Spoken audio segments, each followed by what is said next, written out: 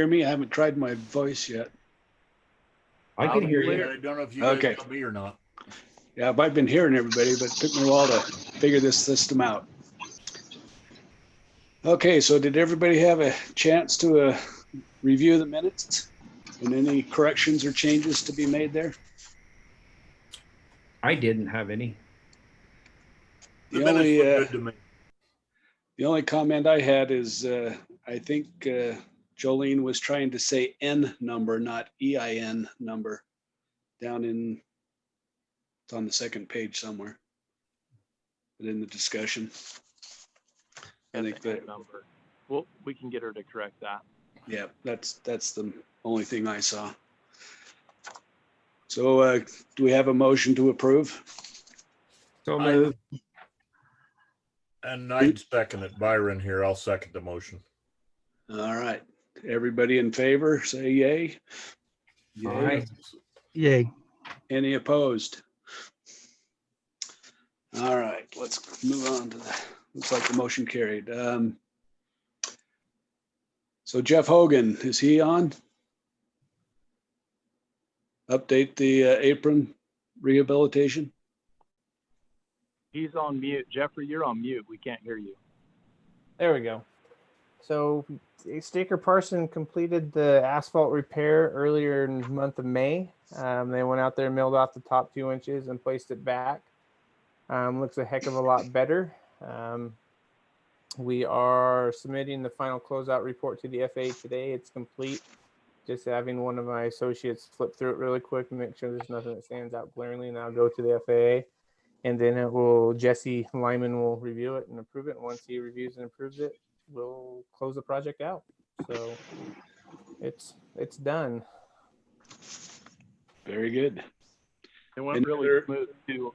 I might add, it went a lot smoother. The time frame, they were able to do everything in basically a week's length of time, which worked out well for Wayne Larson and Aeromotive Services for being able to accomplish a lot of what they need to do during this time of year with the spraying and everything else. It's good to have that done. Any other comments or concerns there? No, sir. All right, let's move on to item 3, application for aeronautical activity. Tyler. Okay, I'm actually pretty excited to be able to talk about these 2 items in this part of our meeting today. It's been a long time coming, but we're actually starting to see some new building and some new growth out at the airport. If you haven't been out there for the past while, you'll notice a new hangar that's being built there just on the northwest portion of the airport, which we're excited about. They're putting the roof on that today as we speak, and that process is going really well.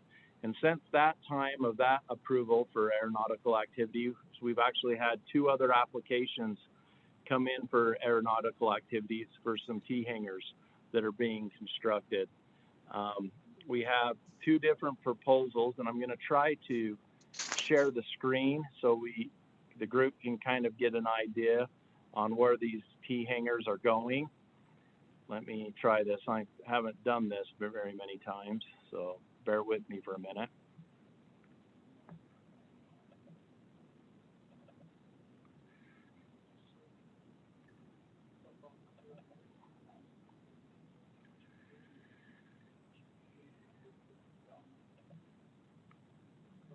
Maybe I won't.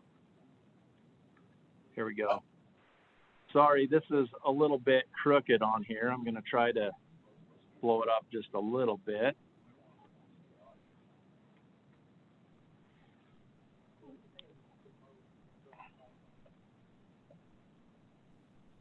So right now, can you see the cursor moving on? I can. Yeah. So the 2 areas that we've got applications for aeronautical activities to be approved by the Airport Advisory Board. The first one is on our airport layout plan, this building right here, number 55, which is directly west of Wayne Larson's existing T hangars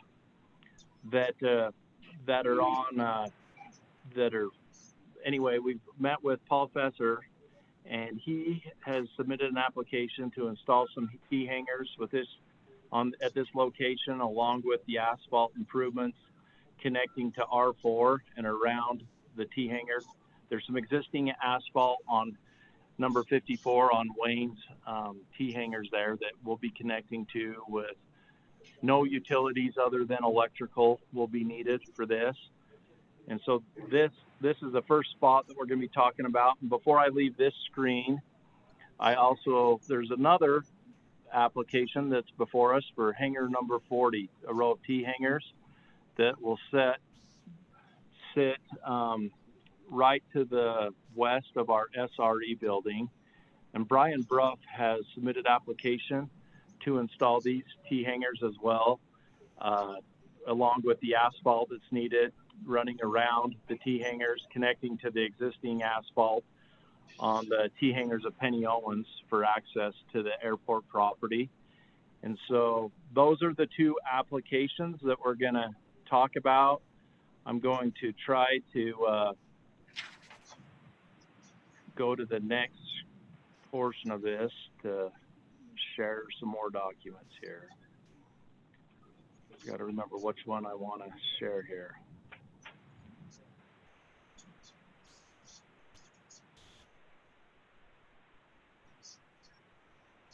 So they got room for how many planes in each one of those? So I believe the one is 12 and the other one is 8, if I remember right, or vice versa. Yeah. That sounds right to me. Okay. So this one right here is the one that sits directly to the west of Wayne's T hangers, the T hangers here. So we have our main access gate for the airport that sits right here where the cursor's going up and down. And so they'll be installing these T hangers along with electrical service and asphalt running around, connecting to R4, and then also the asphalt off the east side of the new T hangers will also connect to the existing asphalt behind Wayne's T hangers. So they got their plans and everything ready to go, got the application for aeronautical activity. We've had meetings with all different utility departments at the city, as well as with Tracy Halliday, our building official for Brigham City. So if the Airport Advisory Board approves this application for aeronautical activity, then the next step will be moving forward to get the building permit, the plan review, and land lease agreement will also be put together as part of this.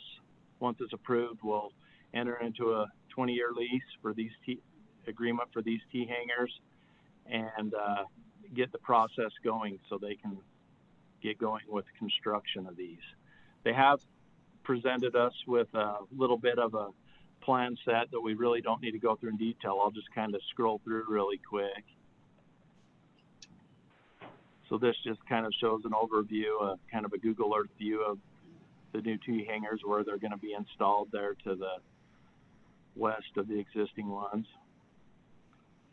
One of the things that they are doing as part of all of this is any of the subgrade improvements that need to take place. They're coming in 21 inches from the finished floor elevation of the T hangers and they're installing 3 inches of asphalt, 6 inches of road base, and 12 inches of pit run as a subgrade. So we have a really good stable environment for the asphalt and all the connectors that will be needed for this type of aircraft.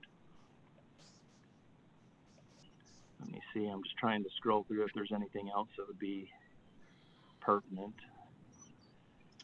Hey, Tyler, can I just ask a quick question? Maybe you mentioned it and I lost the screen and was trying to get it back and maybe didn't hear, but so would there be one owner of these or leasee of these T hangers and then they would sublease? Is that the plan? And is that something that we've done in the past, or do we still have any control, or is it strictly with the lease? So we'll have one lease with one individual for the hangars. They will lease, or however they want to do that, lease their hangars out. The only thing different from this T hanger cluster that's different from other T hangars is they're going to have individual power meters to each tenant. So it's going to be a little bit more construction costs for them to do that, but that's what they want to be able to do. And so that's what we've met with Dave Burnett and Tracy and discussed all of this, and that's what will be happening. All right. Tyler, this is Bruce.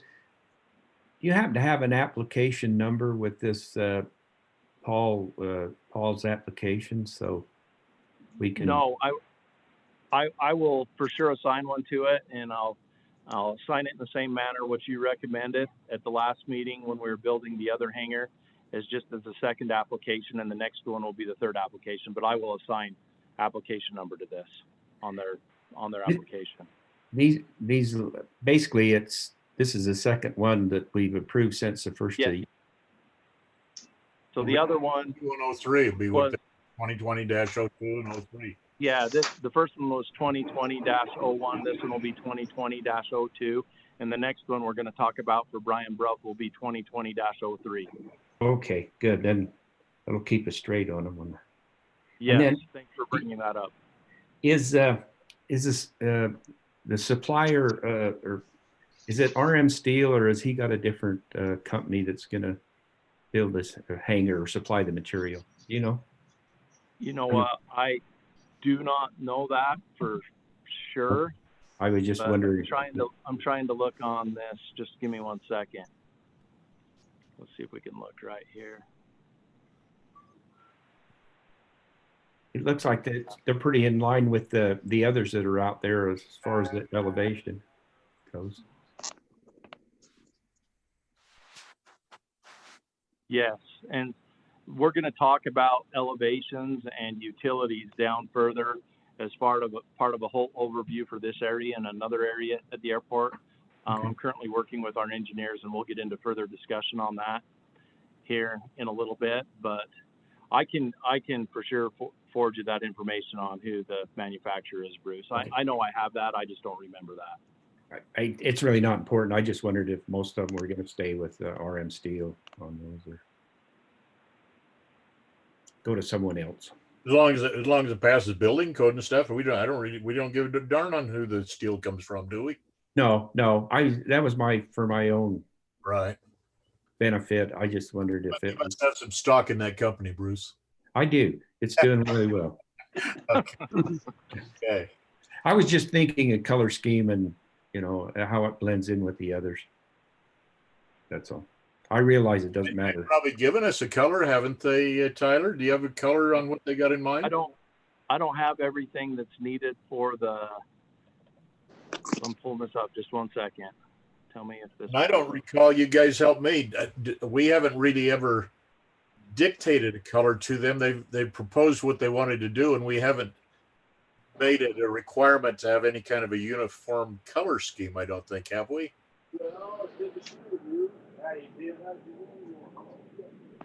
What? I can't hear who is ever talking. Either can I. Jeff?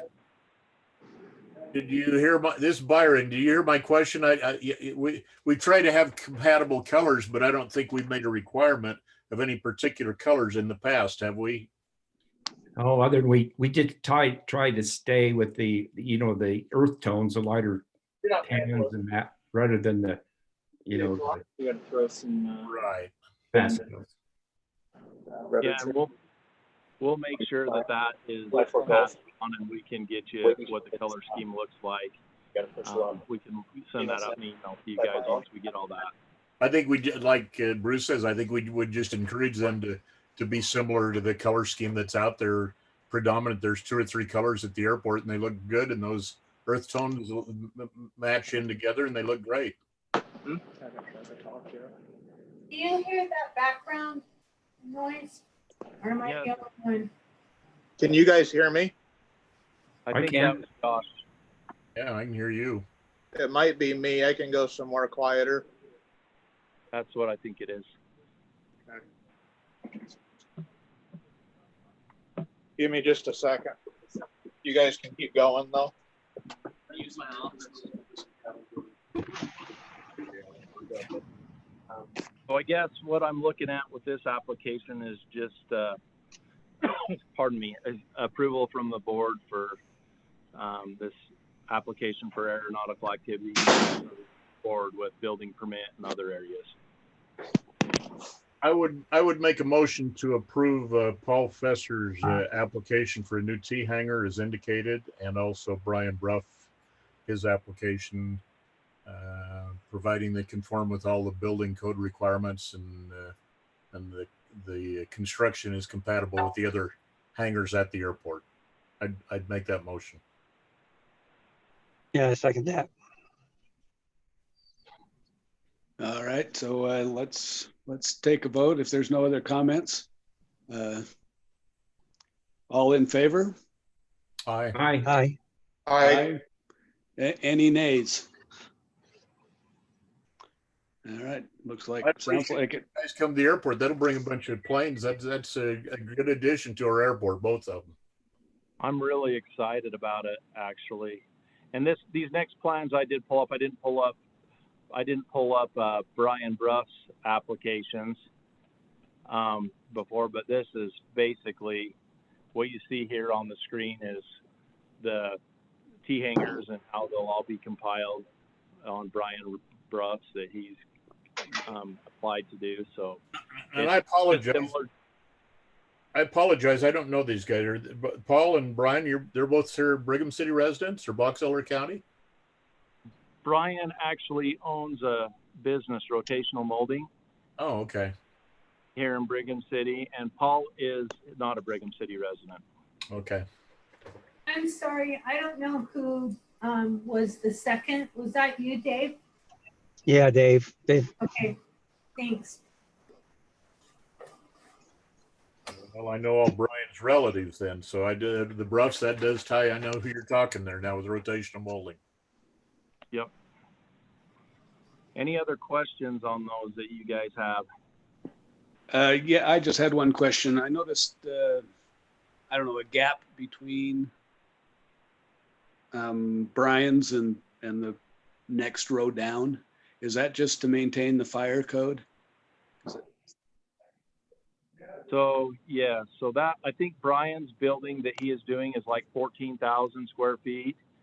And I think we can't have the hangars, I believe, clustered in more than 15,000 square feet because of fire code and fire stuff. So that is the reason for the gap like that.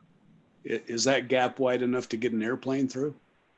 Yes, let me because that's where all the planes got to go. The planes got to go through on the south side of those T hangars. They can't go up through the entrance gate of the airport. Yeah, pull your layout up again if you can. Okay, give me 1 second here. They would have to use a taxiway that would be on the south side of those hangars.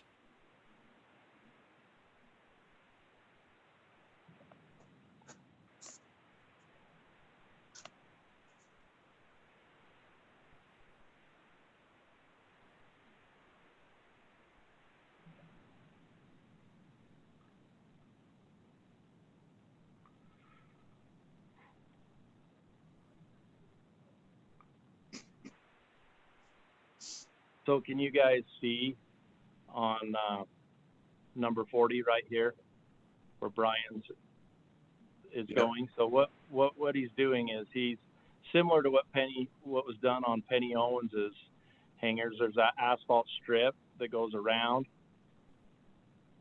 those whole hangars right there to connect to the areas to get in and out over here. The same thing on number 40, he will be completing the asphalt all the way around to the side, and then it will link right up to that existing asphalt. So they'll be able to taxi out the same way the other T hangars are taxiing out. When building 34 and 39, get put in, that black gap between them is not intended for a taxiway, correct? I'm looking right here at numbers. Correct. I mean, it wouldn't be unless we did something different with that layout plan to adjust some things in that area. We would not be able to use that, correct? Yep. Hey, Tyler, this is Bruce. Looks like that T hangar's going into where you've kind of got that parking lot, that temporary parking lot. Is that right? Yes, excellent. I'm glad you brought that up because I forgot to bring that up. So part of the this application, what's been discussed with Brian is that fence, airport security fence right there is Yes. going to have to be removed. And what it will actually do is a new fence will be installed along the edge of the airport access road on Okay. out to the existing fence that runs north and south. And we're going to put a double gate in there so we can still, during events, open that gate up to have access to that temporary parking lot for other events. So that fence will be relocated. That's absolutely correct, Bruce. Okay.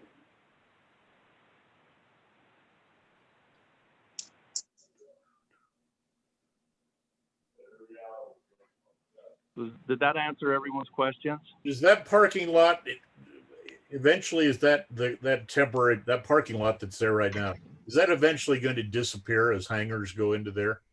Yes, if you see these small box style hangars, 52, 51, 50, 49, 48, 47, Right. those 40 by 40 or 50 by 50 hangars, box hangars will eventually go in that area. And so is there parking then outside the gates of the airport planned, or? Not at this time on our current layout plan. We don't have any parking that is shown other than the few stalls you see for the future hangars. That little deal going on the west side there. Yes, correct. And that's something if we need to look at. I guess you just need to think about it, because if somebody came after hours, they did not have access to go through the gate or whatever, which theoretically that should be for just airport type people. We always had the idea you had to have a parking lot that they could park in and walk through an entrance gate to get in. Correct? Yeah, and all of our entrance gates after hours, I mean, the airport's open 7 to 7, and those accesses, those even walk-through gates are secured and locked after hours as well. Okay. That's just something we need to think about down the road, is Yeah. where you're parking the cars outside of the confined area of the airport. Good point. That's definitely something we can look at and address and have some future discussion on. Down the road, but. Yep. Okay, so are we still good with our motion to approve all this? You got eyes everywhere. Yeah. Yep. Okay. Let's move on to item 4 then. Young Eagles event, Tyler? Yeah, so Young Eagles was scheduled to take place this last weekend, and due to COVID and gathering restrictions and everything else that's going on, they have elected to postpone that event until they said even into September or possibly October of this year.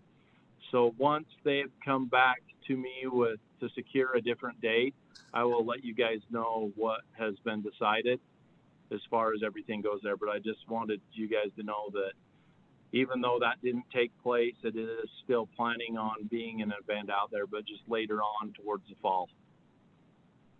Okay. Be great. That's always a good event. Yes. All right. Keep going, Tyler, with the site grading plan. Okay, I got ahead of myself. I'm going to share the screen again. So this, what we've been doing, and let me scroll out a minute. We've actually been working with, there we go.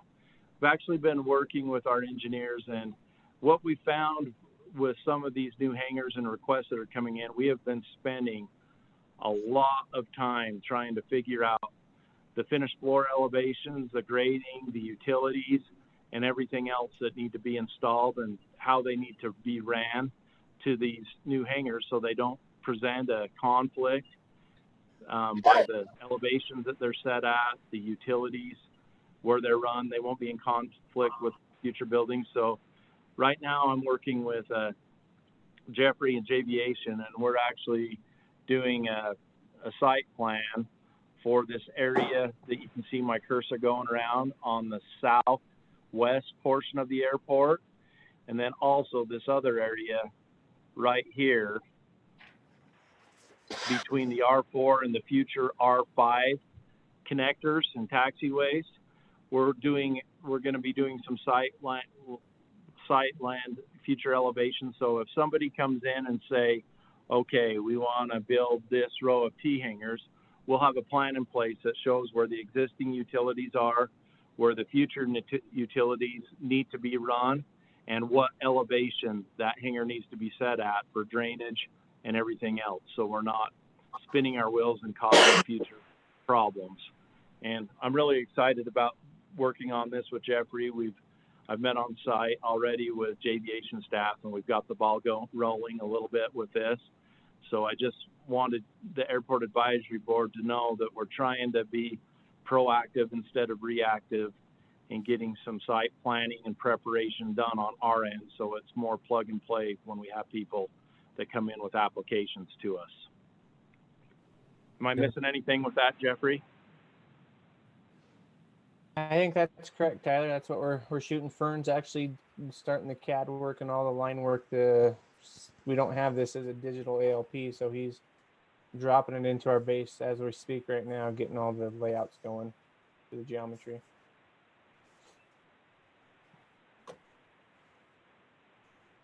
Okay. Any further comments, anybody?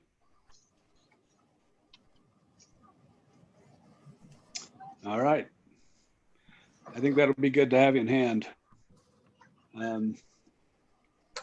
Item number 6, CARES Act, Tyler. Okay. So when COVID-19 came up and some of the stress that put on the economy, businesses, and everything else, we received word from FAA that there were some monies that are being distributed to different airports across the region and the United States. And there are several airports in Utah. All the airports were identified, different dollar amounts were given to different airports.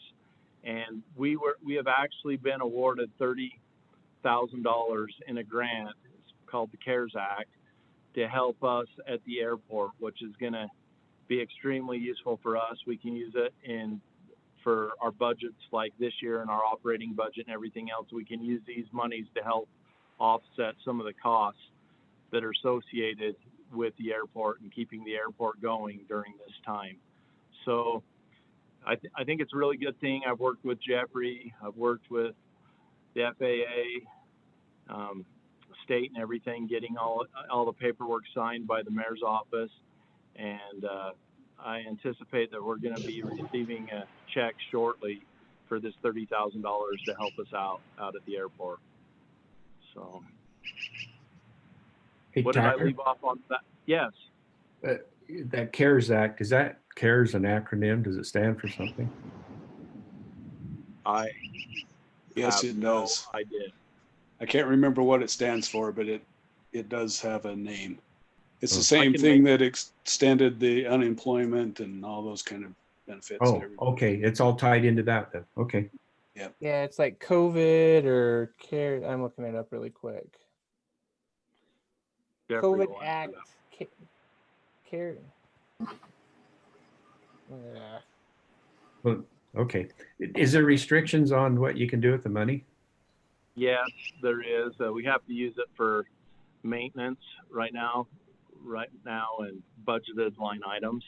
We had the option for future projects, but they really wanted us to get distributed this money out to the airports as quick as possible. So the option we chose is to use it up and show that we've used it through our actual budgets, because any monies that is budgeted for the airport fund that we don't expand Bruce, you're aware of this, rolls into the airport fund balance that we can use those monies to offset our cost match on future projects.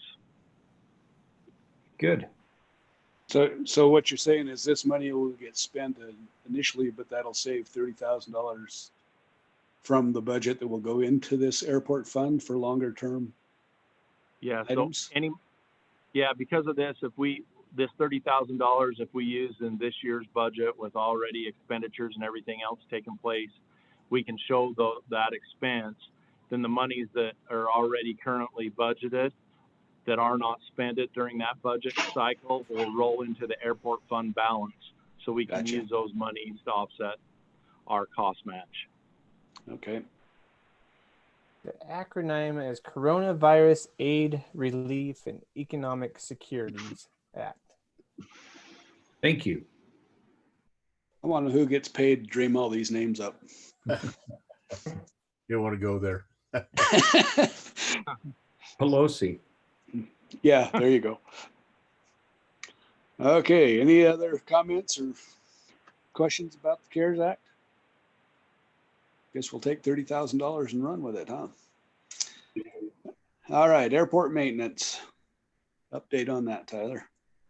So this year's been a little bit different than last year as far as some of our maintenance goes. By this time last year, we were already working on our third mowing because of the wetter spring out at the airport. This year, we've only had to mow all of the properties one time. So that's helped relieve some of the stresses on the staff and help us concentrate on other public works projects. But the spraying application that we did this year, we had Wayne Larson fly on the spray again to the safety areas between the runway and taxiway and on the approaches to 17 and on the approach to 35 and all the safety areas. And that spray mix did really, really well for us this year. We have not had to mow anything in those safety areas. Other years, the spray's done a decent job, but we've actually had to come in and do some spot mowing. And so I'm really happy with the mix that we got put together this year out there for helping eliminate all that countless hours that we spent out there with staff trying to take care of the mowing needs. We've also put together a spray buggy that we're out spot spraying about every other week, different areas between existing hangars. There is a couple areas that have been missed that I noticed this last week that we're going to pick up on and get this next week. But as far as maintenance goes, it's just a lot of grounds upkeep that we've been taking care of. We're still having some problems with some of our guide signs on the airport that are not lighting up. We've constantly replaced wiring harnesses and internal components of these signs. I'm just trying to do right now the best I can to keep these signs running for the next year or two until we do our runway overlay project. I don't want to go into a big expense of replacing all of these guide signs where in 2021 we're going to be replacing all of these as part of our run overlay project with the runway. So we've been keeping up with it, but there is times that those guide signs are not lighting up, and we're just trying to do the best with the resources that we have to minimize costs at this point until they can all be replaced as part of those electrical upgrades. So that's kind of a brief update on maintenance, unless anyone has questions. And I did have one other item I did want to discuss. I've just got one comment about the maintenance in general, but it seems like with the weed spraying and your mowing, and I don't know what else, but it seems that there are fewer starlings around, which is a good thing. I don't know if that's related or not, but there's still starlings out there, but it seems like they're fewer in numbers. I think they've all moved to Elwood to my place. They eat all my calves, grain, and dog food that I feed my dogs with. Thank you very much. Please keep them out there. I'll keep chumming them in for you. There you go. All right. So, can I share the screen with you guys once more? I wanted to talk to you about one other item that's come up in the past. Let me see if I can move this out of my way a minute. So if you remember at one of our past board meetings, I actually had an individual, I'm trying to get this to blow up.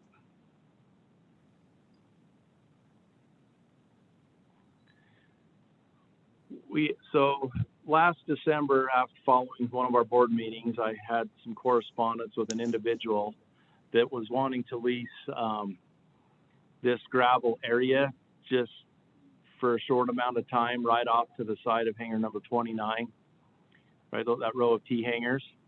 And at first we talked about, he just wants to, I don't know if he wants to, for parking or potentially even parking his plane on there once in a while. I believe, I don't know this for sure. I need to find out a little more details. I think he already leases a spot in a T hangar, but he just wants a little bit more room to be able to do some stuff. And we talked about potentially you guys allowing me to enter into a lease agreement for maybe this renewed every year that he could potentially use this area until future improvements and everything else take place. I emailed him last in December, and he emailed me back about a week and a half ago finally, and he is really interested in that spot. Is the advisory board still okay if I work out some type of an arrangement with him, a dollar amount, whether it be $100 a month or whatever, to lease that little gravel area off to the side of hangar 29? He's not going to build anything there though, right? What was that? He's not building anything there, right? No, no building would be allowed. He could potentially haul in some gravel or have a nice little gravel area right there just to do some work, dust-free area to do some work on, but nothing would be built there. So is he on that blacktop area or the gravel area? This area right here off the side, it's, let me zoom in a little bit more for you. Well, that's all. Blacktop or gravel? There's gravel right there. Yeah, there's space for one more T hanger length right there. Yep. I just think that's a business item for the city to deal with. It's not a structure or anything. I think it's just a ground space lease. That's my opinion. Well, if that's a consensus of the group, if no one has any other questions about it, I'm gonna start some negotiations and potentially offer him a lease of that spot, which would be reviewed and looked at annually in case we decide we don't want their long-term lease. Yeah, I feel like I've got a little bit of a conflict of interest because I own those hangars right there, but and I'd like to see another hangar put in there eventually. But as long as he's not building anything. As I recall, Jeffrey, when we looked at that, it wasn't wide enough to put an aircraft in it. You're right about extending the hangar out, but it seemed like it was short on width. It could be used for storage or something like that. But if you line up, I think that taxiway that between those hangars had to be 50 feet wide. And it seems, I think it had to be 75, didn't it? Maybe 75, whatever. There's a standard width for that. And it wouldn't allow you to put a full nested T on that, but I may be wrong. Yeah, another T hanger on the end of that would make it even with building 30, which is to the west of that. That's probably your minimum distance, is the distance between 30 and 16 as far as the north-south distance. If you look at the roof line, maybe you're right, Jeffrey, but if you look at the roof line on 30, where you can see yeah, those two buildings would line up. They would. So 29 would go to where 30 is, no further south. Correct. Yeah. Okay. I know some of those T hangars only have half a hanger on the end of a couple of them. Is that a possibility to put there? Do you think a full one will maybe there? The half hanger there's a half hanger on each side on each end because it nests in with the full hanger opposite it. Okay. If that makes sense. Yeah. I have no problem with it. I think Bruce is right. Let the city make the decision. If it works for them, then God bless them. Okay, well, we'll proceed that way. All right. Any other items to be brought up before the board here? I do want to say that I'm very impressed, Jeff and Tyler, with your Zoom abilities, your skills. It's different. It was worth coming to this meeting to just see the sophistication, you two guys with your computer expertise.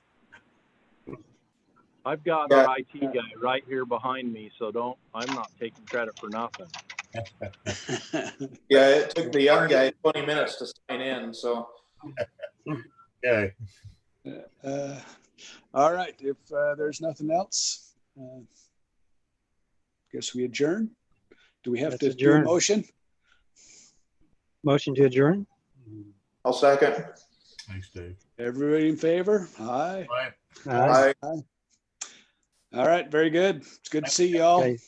You guys Stay take safe care. out there. We'll Yeah. see you. Okay,